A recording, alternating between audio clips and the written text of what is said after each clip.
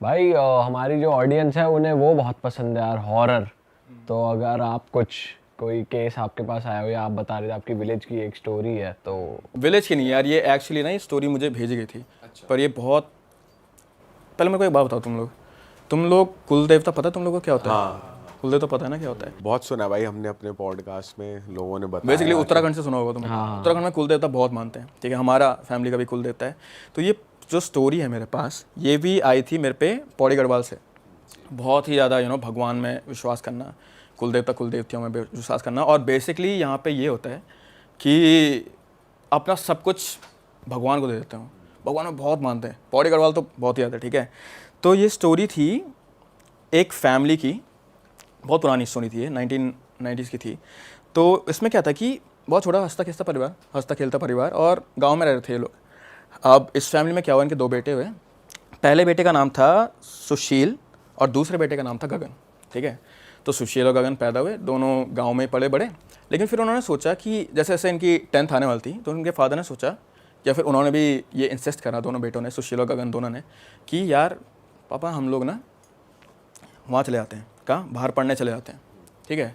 तो उनके फादर ने बोला ठीक है बाहर पढ़ने चले जाओ। तो ये लोग आए, पहले देहरादून आए थे लोग, फिर देहरादून में इन्हें जमा नहीं तो दिल्ली गए ये लोग।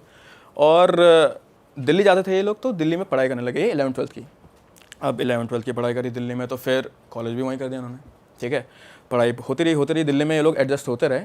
लेकिन गाँव में इनके घर वाले फिर भी इनका वेट कर रहे थे, है ना, बूढ़े पिता बूढ़ी माँ, है ना। तो वेट कर रहे थे ये लोग इनका। और जब इनका कॉलेज ख़त्म हुआ तो इनके पापा ने इनको कॉल करके पूछा कि राइट तुम लोग कभी वापस आ रहे हो? तो उन्होंने बोला नहीं नहीं मेरी तो जॉब लगी है। सुशील ने बोला मेरी यहाँ जॉब लगी है, और गगन ने बोला मैं आर्मी की तैयारी कर रहा हूँ, ठीक है। अब इनके घर में क्या था कि जो बड़ा बेटा था इनका, सुशील जो था, वो बहुत ज़्यादा फेवरेट था दोनों का, माँ बाप दोनों का ही फेवरेट था, लेकिन दिखाते नहीं थे वो कि फेवरेट है ना, ऐसा वाला। तो सुशील ने बोला फिर भी मेरी जॉब लगी है, लेकिन आप चिंता मत करो पापा, मैं घर आता रहूँगा, ठीक है। अब ज़िंदगी आगे बढ़ती गई, सुशील बड़ा हुआ, है ना, सुशील बड़ा हुआ, सुशील की शादी हुई, उसके बच्चे हुए। गगन भी आर्मी में लग गया था, गगन की भी शादी हुई, उसके भी बच्चे हुए। तो एक बार इनकी मॉम ने इन्हें कॉल करा, मदर ने कॉल करा पौड़ी में कि कुल देवता की पूजा हो रही है, वापस आ जाओ तुम लोग, मुझे कुछ नहीं पता, ठीक है। तो लोग वापस चले गए। अब कुल देवता भी अलग अलग होते हैं, ठीक है। इन लोग का था भैरव। भैरव सुना हुआ ना तुमने? भैरव में एक तो एंगर बहुत होता है, ठीक है, लेकिन वो एंगर किसी नेगेटिव चीज़ के लिए नहीं होता है, it's for a positive thing, अपने आसपास के लोगों को बचाने के लिए, एक भाई को बचाने के लिए ऐसा टाइप का गुस्सा होता है कि भाई पे किसी ने हाथ लगा दिया तो उनका हम बदला लेंगे। तो बेसिकली प्रोटेक्शन का एक वो बोलो तुम जरिया कुल हमारे भैरव जी होते, इनके भैरव जी थे, इनकी फैमिली के भैरव जी थे, ठीक है, कुल देवता। तो भैरव की पूजा हो रही थी, ये लोग गए वहाँ, और पूजा करते करते लाइक उससे कुछ फील हुआ, सुशील को कुछ फील हुआ कि सॉरी गगन को कुछ फील हुआ कि यार शायद मुझे वापस आ जाना चाहिए, शायद मुझे गांव में रहना चाहिए अपने घर वालों के साथ, शायद से मुझे गांव में रहना चाहिए। लेकिन सुशील को ये चीज़ फील नहीं हुई, ठीक है। अब गढ़वाल में क्या होता है ना, एक बहुत ही, तुम लोगों ने शायद सुना होगा पहले बंटवारा, ठीक है, ज़मीन मतलब बांट देते हैं बच्चों में, और ये सब कुछ हो रहा होता है। तो ये लोग आए हुए थे घर, इनकी फैमिलीज भी आई हुई थी, इनकी बीवियाँ भी आई हुई थी, बच्चे भी आए हुए थे। तो उनके फादर ने सोचा कि बंटवारे का टाइम आ गया शायद से, अब मैं बुढ़ा भी हो गया, है ना, उनकी तबीयत ख़राब हो रही थी, तो उन्होंने कहा बंटवारा कर देते हैं। अब गगन ने अपने फादर को बताया कि मेरे गांव में रहने का मन है, तो उसके पापा खुश हो गए कि चलो हमारा एक बेटा तो यहाँ पे रहेगा। लेकिन फिर भी फेवरेट कौन था? बड़ा बेटा, ठीक है, बड़ा बेटा फेवरेट था। तो इनके फादर ने क्या करा, जैसे 100% की जो ज़मीन थी उसमें से 80% दे दी सुशील को, बड़े बेटे को, और 20% के जो खेत थे जिनमें खेती वगैरह होनी थी वो दे दिया गगन को, ठीक है। अब गगन इस बात से चिढ़ गया, ठीक है, उसने कहा मैं गाँव में रह रहा हूँ, तुम बड़े भैया को दे रहे हो सारी ज़मीन, उसको तो यहाँ रहना भी नहीं है, ठीक है। तो इस बात पर इनका बहुत विवाद होता था अपने फादर से भी, और उसके पापा बोलते थे यार मैं बुढ़ा हूँ, मेरी ना तबीयत ख़राब है, तू मेरे से क्यों लड़ रहा है ना, मैं यही चाहता था तो मैंने यही करा, अगर तू मुझे लायक लगता तो मैं तुझे दे देता, है ना। तो सुशील को लगा कि यार ज़्यादा बहस ना हो, तो इसीलिए उसने अपने जो हिस्से की ज़मीन मिली थी उसमें से आधी ज़मीन अपने छोटे भाई को दे दी गगन को, और वो चले गया दिल्ली काम करने के लिए अपनी फैमिली के साथ। अब गगन ने सोचा कि जब मेरे पास यहाँ इतनी ज़मीन है ही तो मैं यहाँ रह लेता हूँ थोड़ा टाइम, ठीक है। और आर्मी वालों की ना छुट्टी होती है, तुमने देखा होगा, 2-3 महीने की छुट्टी होती है, आ जाते हैं वो वापस घर आ जाते हैं। तो उसने उस पूरे टाइम गांव में खेती करी, अपने पापा की मदद करी, अपनी मम्मी की सेवा करी, है ना, गांव वालों से मिला जुला वो, और उसे बहुत ही अच्छा लग रहा था इस टाइम पे, कि उसकी बीवी को भी अच्छा लग रहा था। उसकी बीवी का नाम था मधु, आई थिंक सो, हाँ मधु, ठीक है। उनकी बीवी का नाम था मधु। तो गगन, मधु और उनकी 2 बेटियाँ यहीं रहते थे। गाँव में घुल मिल गए थे ये लोग, ठीक है ना, गाँव में घुल मिल गए थे। अब दोबारा से कुल देवता की पूजा होती थी, तो गगन को जब भी कुल देवता की पूजा होती थी उसे कुछ ना कुछ महसूस होता था, पॉजिटिव नेगेटिव पता नहीं हमें, लेकिन उसे महसूस होता था कि हाँ इस पूजा से मेरे पे कुछ असर पड़ रहा है, ठीक है। तो गगन का और मन करने लगता था गांव में रहने का। लेकिन एक टाइम फिर ऐसा आया जब उसे वापस आर्मी में जाना ही था, तो उसने अपनी बीवी को बोला कि मैं चलता हूँ, लेकिन तुम यहाँ पे ध्यान रखना, ठीक है, मेरी माँ का ध्यान रखना, मेरे पापा जी का ध्यान रखना, बच्चों का ध्यान रखना, तो तुम यहीं रहो, मैं जाता हूँ, ठीक है। अब वो चले गया और इन लोगों की लाइफ अच्छी खासी बीत रही है। तो क्या हुआ कि अचानक से इनके फादर की तबीयत ख़राब हो गई, ठीक है, क्योंकि बुढ़े भी थे वो, बुज़ुर्ग भी थे वो, तो उनकी तबीयत ख़राब हो गई। उन्होंने इसे कॉल करके बोला कि गगन जल्दी वापस आ जाओ, सुशील जल्दी वापस आ जाओ। सुशील उस टाइम पे वापस घर नहीं आ पाया, उसकी जॉब में बहुत ज़्यादा इंपॉर्टेंट चीज़ चल रही थी, और उसने सोचा कि शायद तबीयत ख़राब हो रही है, मेरे फादर की तबीयत ख़राब होती रहती है, कुछ सीरियस नहीं होगा। गगन पहुँचा घर। अब गगन जिस दिन घर पहुँचा उसी दिन रात में उनके फादर की डेथ हो गई अनफॉर्चुनेटली, ठीक है। तो गगन ने सारा क्रियाक्रम करा, अच्छे से सब कुछ करा, और गांव में भी क्रियाक्रम के बाद जैसे लोग मिलने आते हैं, तो गगन ही था अब उस घर का एक तरीके से मर्द, जो पूरी प्रॉपर्टी थी उसका मर्द अब गगन ही था जब मिलने आ रहे थे। तो गगन ही सबसे मिल रहा था, सबका दिलासा ले रहा था, बातें बूतें कर रहा था। और अचानक से 1 हफ्ते बाद सुशील आया और पूरे गाँव वाले सुशील से बात करने लगे कि बहुत बुरा हुआ तुम्हारे फादर के साथ, है ना, ऐसा नहीं होना चाहिए था, बहुत अच्छे आदमी थे, ऐसा ऐसा करके। गगन को वो चीज़ भी कहीं ना कहीं उसे बुरी लग गई कि यहाँ सब कुछ मैं देख रहा हूँ और तुम लोग फिर बड़े भाई पे वो कर रहे हो। फिर उसने बोला छोड़ो, कोई बात नहीं, ठीक है। अब सुशील जब घर वापस आया तो उसने गगन से बोला कि एक काम कर, तू आर्मी का काम छोड़ दे, है ना, माँ को भी तेरी ज़रूरत है यहाँ पे, हमारे मतलब उनका गाय भैंस भी थी। उन्होंने कहा तू छोड़ दे सब कुछ, मैं कमा लूँगा, मैं घर पैसे भेज दूँगा, तू यहीं रह, ठीक है। गगन ने भी पहले सोचा, फिर उसने कहा ठीक है मैं यहीं रहता हूँ। अब उसकी ज़िंदगी पूरी हो गई थी गाँव की। गगन पूरा गाँव में रहता था, तो गांव के जैसे होता ना कि खेत वगैरह, मतलब खेती बाड़ी करना, ये सारी चीज़ें करना, वैसा काम करता था वो। अब क्या हुआ कि गगन यहाँ रह रहा था तो उसका तीसरा बच्चा होने वाला था। अच्छा, ठीक है, उसकी 2 बेटियां पहले से थी, गगन का तीसरा बच्चा पैदा होने वाला था, तो वो खुश था और गांव के लोग भी बहुत ज़्यादा खुश थे। पहाड़ों की बात एक बहुत ज़्यादा सही ये है कि पहाड़ों में सिर्फ रास्ते होते टेढ़े मेढ़े, वहाँ लोग बहुत ज़्यादा सीधे होते हैं, सब लोग खुश हो रहे हैं, ऐसा लग रहा था उन्हीं का बच्चा पैदा हो रहा है, ठीक है। तो वो लोग खुश थे उनके लिए। अब गगन का जब बच्चा पैदा हुआ था उसके अगले दिन बारिश होना शुरू हो गया था, ठीक है। अब बारिश हो रहा था तो सुबह इनकी बीवी और माँ घास के लिए जाती थी, और गगन ने बोला कि मैं काम से आ रहा हूँ, तुम दोनों घास के लिए चले जाओ। लेकिन अनफॉर्चुनेटली उस दिन उसकी मम्मी और बीवी की डेथ हो गई एकदम से। वो लोग टेढ़े मेढ़े रास्ते से आते ना, मतलब पहाड़ में जा रहे थे तो कच्चे रास्ते आते और मिट्टी आ गई, कीचड़ हो गया, तो फिसल के उनकी मौत हो गई, ठीक है। तो फिसल के उनकी मौत हो गई। तो गगन ने बोला, शाम हो गई थी, तो शाम हो गई तो गगन ने बोला कि मेरी बीवी और माँ कहाँ हैं। तो वो गया वहाँ पे ढूंढने के लिए, पूरे गांव वालों के साथ गया वो। तो गांव वालों में से किसी एक ने उनकी माँ और उनको बोला कि देखो ये खाई से नीचे गिरे हुए हैं। तो वो लोग गए, फटाफट वहाँ पे गए। तो पहली बार देखने में तो यही लग रहा था कि हाँ ये गिर के मरे हुए हैं, मतलब फिसल के मर गए हैं। लेकिन एक बहुत पक्यूलर बात थी उन पर, ये थी कि उसकी बीवी की छाती के यहाँ पे बहुत गहरी चोट लगी हुई थी। अच्छा, इधर साइड, लेफ्ट साइड पे बहुत गहरी चोट लगी हुई थी। तो पहला थॉट उनका ये आ रहा है कि पौड़ी गढ़वाल में सियार बहुत होते हैं, ठीक है। तो उन्हें ये लगा कि शायद से किसी सियार ने, है ना, डेड बॉडी पड़ी हुई सुबह शाम तक, सियार ने नोच लिया होगा।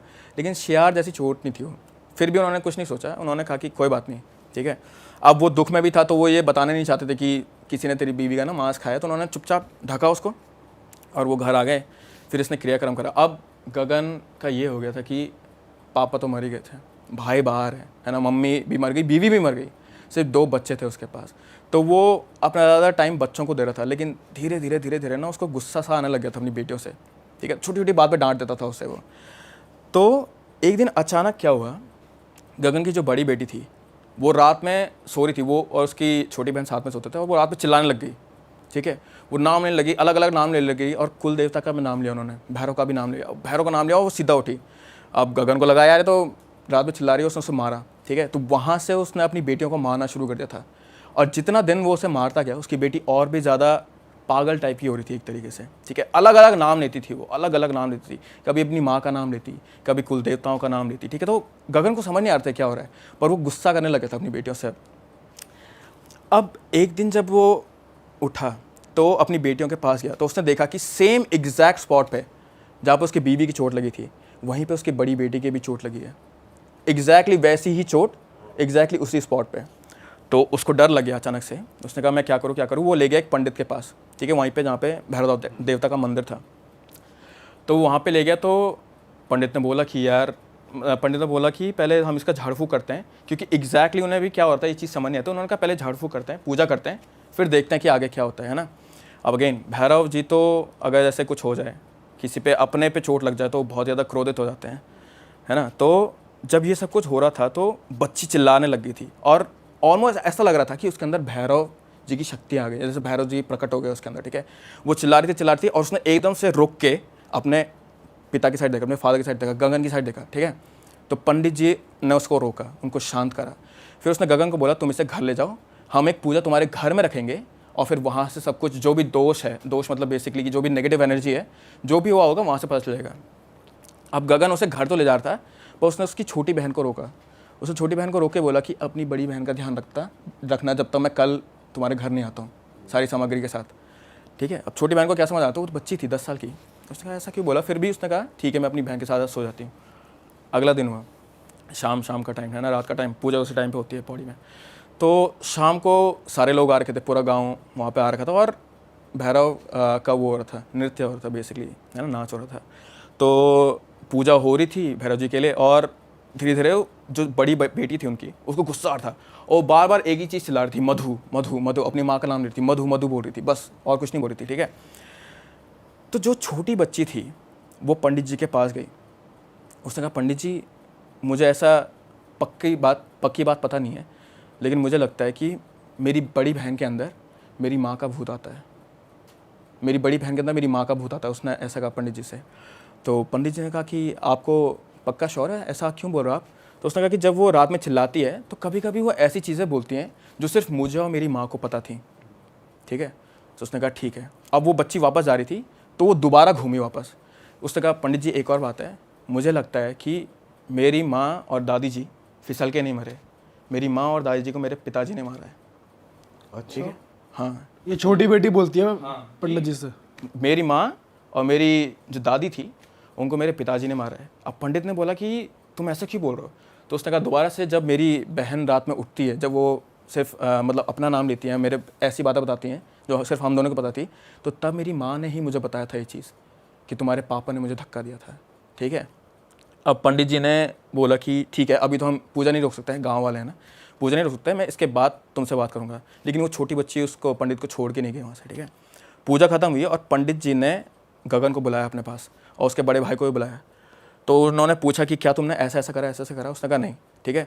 तो जो छोटी बेटी थी ना वो बहुत देर से चिल्ला के थक गई थी, तो सो रही थी, ठीक है। तो जब वो ये सारे क्वेश्चन पूछे थे, पंडित जी गगन से सारे क्वेश्चन पूछे थे, तो वो एकदम से उठी। तो उसने फिर सारी स्टोरी बताई कि एक्चुअल में हुआ क्या। अब जैसे मैंने तुम्हें पहले बताया कि गगन अपने भाई से बहुत चिढ़ता था, बहुत ज़्यादा चिढ़ता था, और गगन था आर्मी वाला लड़का था वो, ठीक है। तो गगन को हमेशा से एक लड़का चाहिए था जिसे वो मतलब अपने तौर तरीके सिखा सके, है ना, आर्मी में भेज सके, मर्द टाइप को बना सके, ऐसा टाइप का उससे एक लड़का चाहिए था। पर गगन को ऐसा कहीं से या तो उसे सुना या उसे ऐसा अंधविश्वास से कुछ हो गया था कि उसकी जो तीसरा बच्चा होने वाला है वो भी एक लड़की ही होगी, और वो बहुत ज़्यादा गुस्से में था इस बात से अपनी बीवी से। अब उसकी बीवी तो ये चीज़ चेंज नहीं कर सकती कि कौन सा बच्चा पैदा हो रहा है, right, it's not possible, biologically possible नहीं है, पर फिर भी वो अपनी बीवी से लड़ता था इस बारे में। तो एक दिन लड़ाई करते करते क्या हुआ कि उसने अपनी बीवी को रात में बोला कि मुझे बेटा ही चाहिए, मुझे नहीं पता तुम कैसे करते हो, मुझे बेटा ही चाहिए। तो ये चीज़ उसकी माँ ने सुन ली थी, ठीक है। और नॉर्मली क्या होता था कि उसकी माँ उसकी बीवी के साथ घास पे नहीं जाती थी, घास पे मतलब घास लेने नहीं जाती थी गाय भैंस के लिए, लेकिन उसकी अगली सुबह जैसे मैंने तुम्हें बताया था ना, जिस दिन बारिश हो रही थी, उसकी माँ भी उसके साथ गई ताकि वो अपनी बीवी उसकी बहू से बात कर सके कि तुम चिंता मत करो, मैं गगन को सब कुछ समझा दूंगी, ऐसा पॉसिबल नहीं है सब कुछ। पर गगन था गुस्से में, तो गगन इन दोनों के पीछे गया। उसे लगा कि मेरी माँ कुछ पट्टी पढ़ा रही है मेरी बीवी को, ठीक है। तो उनके पीछे पीछे गया ये सोचते हुए कि मैं इसको ढंग से समझाता हूँ, आराम से बात करता हूँ, लेकिन वो धीरे धीरे बात करते करते उसे गुस्सा आ गया। तो उसकी माँ ने बोला बहू को छू मत, बहू को मार मत, ठीक है। तो उसने कहा क्यों, क्या कर लोगे। तो उसने पहले अपनी माँ को ही धक्का दे दिया, तो उसकी माँ गिर गई, ठीक है। उसकी माँ खाई से नीचे गिर गई। अब उसकी बीवी ने कहा मैं सबको बता दूंगी। तो उसने खंजर निकाला अपने उससे और उसने बीवी कैसे डाला, बाहर खींचा, और क्योंकि उसके चोट लगी थी तो डिसबैलेंस हो गया, फिर वो वहाँ से नीचे गिरी, ठीक है। तो ये चीज़ हुई। तो ये सब कुछ जब एक बच्ची बोल रही है, बच्चे के अंदर आत्मा बोल रही है, तो पुलिस उस स्टेटमेंट का क्या करेगी, कुछ नहीं कर सकती है ना भाई, भूत की बात तो नहीं मानेंगे पुलिस वाले। तो बच्ची ने बोला नहीं, भैरव की कसम मैं भैरव की कसम खा रही हूँ, मैं झूठ नहीं बोलूँगी, सच में यही हुआ था और मैं तुम्हारी बीवी ही बोल रही हूँ, ठीक है। उसकी आवाज़ भी चेंज हो गई थी, पर फिर भी पुलिस वालों को बुलाया गया था यहाँ पे। अब इसके बाद अब पुलिस वाले दोबारा वही चीज़, हम भूत की बात पर मान नहीं सकते, लेकिन फिर उन्होंने कहा कि हाँ वो जो चोट थी वो सच में किसी सियार या फिर किसी कुत्ते के काटने की नहीं लग रही थी मुझे, वो किसी चाकू की लग रही थी। तो इस बेसिस पे उन्होंने गगन को अरेस्ट तो नहीं कर सकते थे वो लोग, पर उन्होंने उसे पकड़ के रखा वहाँ, कस्टडी में ले लिया। कस्टडी में रखा। लेकिन फिर बाद में पता चला कि गगन ने तो प्लॉट के हिसाब से भी बहुत सारे मतलब घपले वगैरह करे हुए, तो उस बेसिस पे उन्होंने फिर उसे अरेस्ट ही कर लिया। अब क्या हुआ कि गगन तो अरेस्ट हो गया था, लेकिन उनकी फैमिली में कोई नहीं था, बच्चियाँ कहाँ जाती। लेकिन फिर थैंकफुली जो उनका बड़ा भाई था सुशील, उसने कहा कि मैं तुम लोग को अपने साथ ले जाता हूँ। बच्चों ने बोला कि हम तो गांव छोड़ के नहीं जाएंगे, तो सुशील ही अपनी फैमिली के साथ गांव मूव हो गया था, थैंकफुली ये हुआ था। भाई ये तो अलग ही कहानी है भाई, ये कैसा मरता भाई अपनी भाई ये बीवी मार वैसे दी। प्रॉपर्टी वगैरह ना करवा देती हैं लोगों से ऐसी चीजें भाई। भाई जो साइको होता है ना वही करता है वैसे, देख बंटवारे कहाँ नहीं होते, हर घर में होते हैं, हर घर में कत्ल थोड़ी होते रहते हैं फिर। पर ये तो करा उसने लड़के के चक्कर में।